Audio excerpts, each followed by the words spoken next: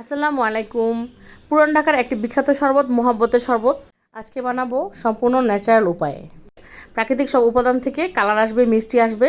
এই জন্য আমি এখানে একটা বিটরুটের 4 ভাগের 1 ভাগ এবং একটি তরমুজের 8 ভাগের 1 ভাগ ভালো করে ব্লেন্ড করে নেব। কোনো প্রকার পানি লাগবে না, পানি ছাড়াই ব্লেন্ড হয়ে যাবে। এখন ছাঁকনি দিয়ে ভালো করে ছেঁকে নিচ্ছি যাতে কোনো ধরনের লাম্পস না থাকে। অল্প একটু পানি দিয়ে এটাকে ক্লিয়ার করে নেব। এই তো আমার চাকাচাকি শেষ হয়ে গেল। এখন হাঁড়িতে নিয়ে নিচ্ছি 2 কাপ দুধ এবং 1 কাপ এই বিটরুট আর তরমুজের নির্যাস। আমার কাছে কালারটা একটু বেশি মনে হচ্ছে, এই জন্য আমি আরও 1 কাপ দুধ এখানে ইউজ করেছি। সারাদিন রোজা রাখার পরে এই একটি শরীরকে একদম ঠান্ডা করে দিবে ইনশাল্লাহ, আর সবাই এটা খেতে পারবে। এখন মিষ্টির পালা।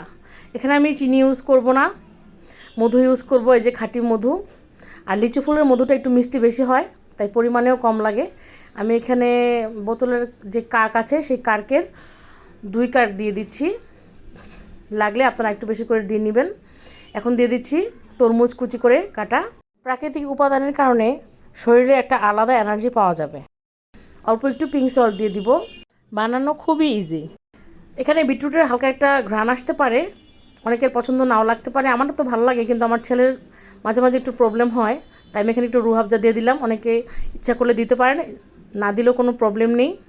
এই তো আমাদের শরবতটা রেডি। মহব্বতের শরবত খেতে খুবই টেস্টি, খুবই মজা। ঠান্ডা ঠান্ডা এই মহব্বতের শরবতটা খুব ভালো লাগবে। সারাদিন রোজা রাখার পরে শরীরে অনেক এনার্জি যোগাবে। অবশ্যই ট্রাই করে দেখবেন এইভাবে। আমি যেভাবে বানিয়েছি সব প্রাকৃতিক জিনিসপত্র ইউজ করে, কোনো ধরনের কালার নেই, কৃত্রিম কোনো মিষ্টি এখানে অ্যাড করা হয়নি।